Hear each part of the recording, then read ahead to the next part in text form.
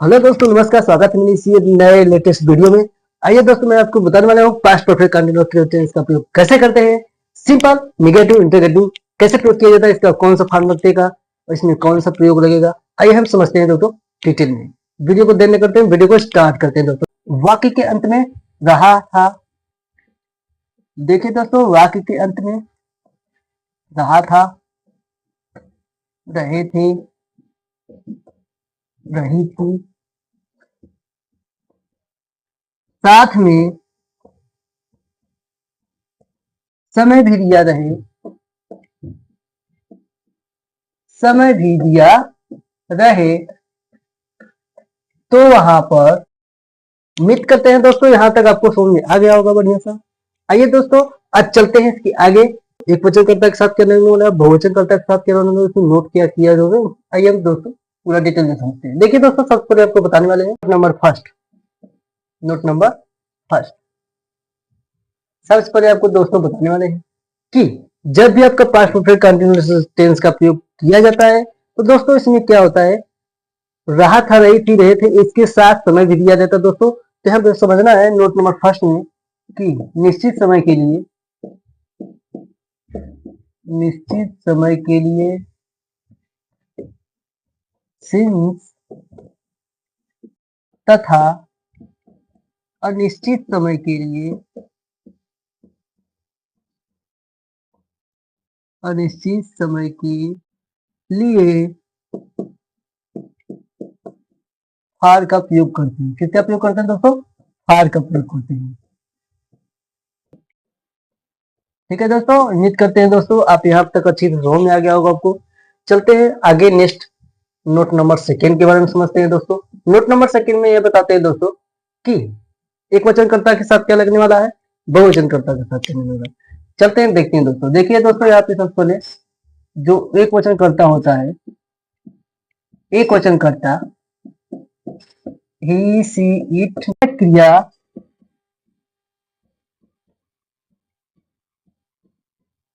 Had been, क्या लगने वाला दोस्तों? Had been. हैड बीन का प्रयोग करके,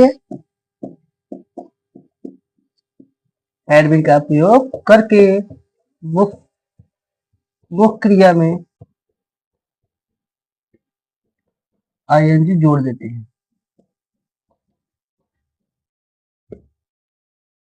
तो चलिए दोस्तों, यहाँ तक उम्मीद करते हैं आपको अच्छे से समझ में आ गया होगा।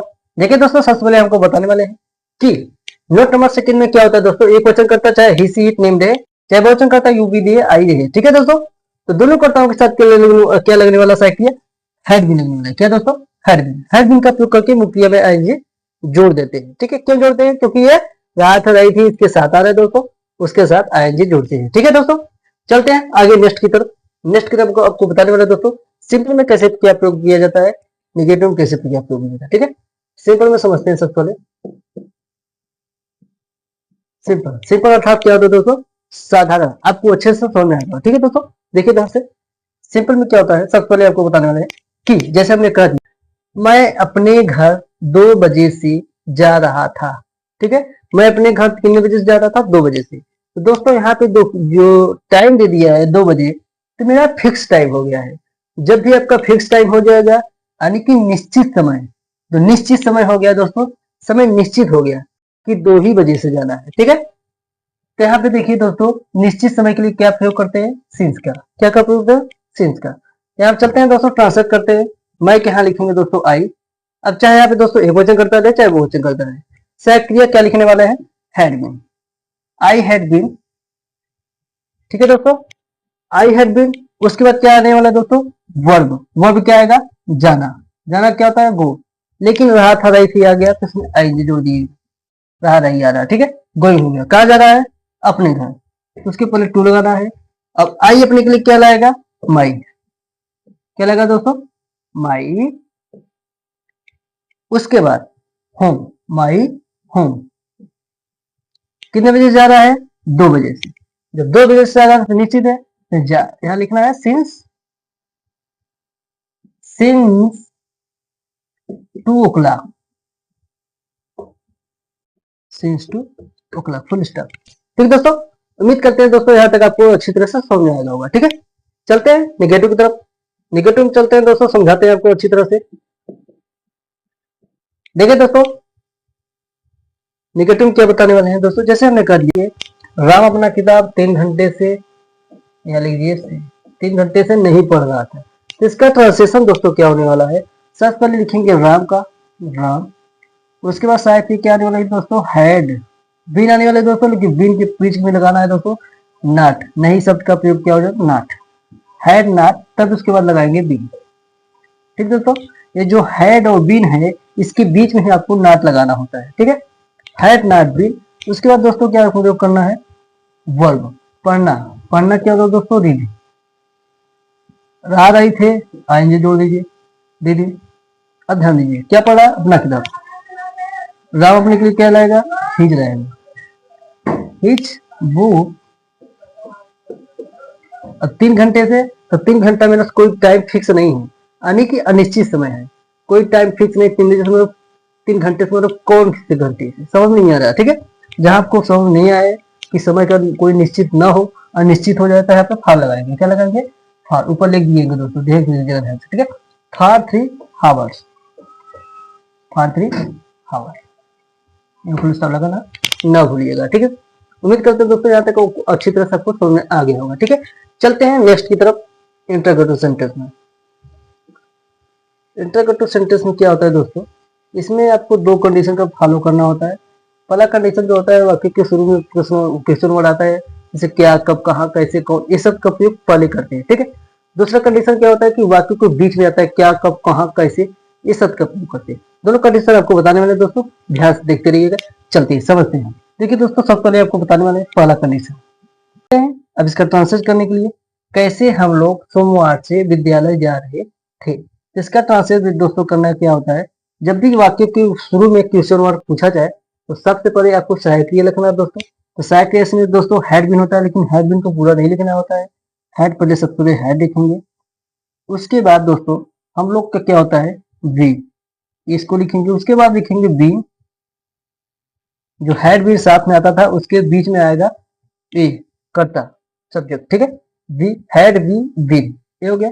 अब आपको वर्ब लिखना है, जाना का गो, इसमें आएंगे जोड़ देना है, गोइंग हो जाएगा। गोइंग कहाँ जा रहा है, विद्यालय। जब कहीं जाते हैं उसके पहले टू लगाते हैं, उसके बाद विद्यालय के, SCHOOL, स्कूल।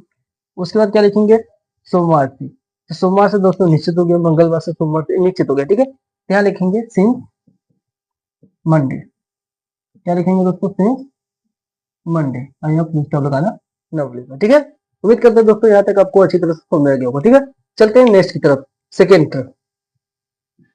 सेकेंड में क्या होता है दोस्तों, सेकेंड में दोस्तों ये होता है, जब भी वाक्य के बीच में, इसमें देखिए वाक्य को शुरू में आता है, और सेकेंड में क्या होता है, वाक्य के बीच में आता है। जैसे करते देखते हैं क्या होता है। ठीक है दोस्तों, वह अपना पत्र 1 जनवरी से क्यों लिख रहा था। चलते हैं दोस्तों, इसका ट्रांसलेट करते हैं। देखिए, जब भी वाक्य के बीच में जब क्या, कब, कहाँ, कैसे, ये प्रश्नवाचक सब देखो दोस्तों यहाँ पे आया है क्यों, तो सबसे पहले इसका स्पेलिंग सबसे पहले लिखेंगे दोस्तों। वाई का होता है, क्यों होता है वाई, हो गया दोस्तों। इसके बाद सहायक लिखेंगे हैड, उसके बाद कर्ता लिखेंगे ही, उसके बाद बिन लिखेंगे। ठीक है दोस्तों, स्टेप बाय स्टेप समझते रहिएगा।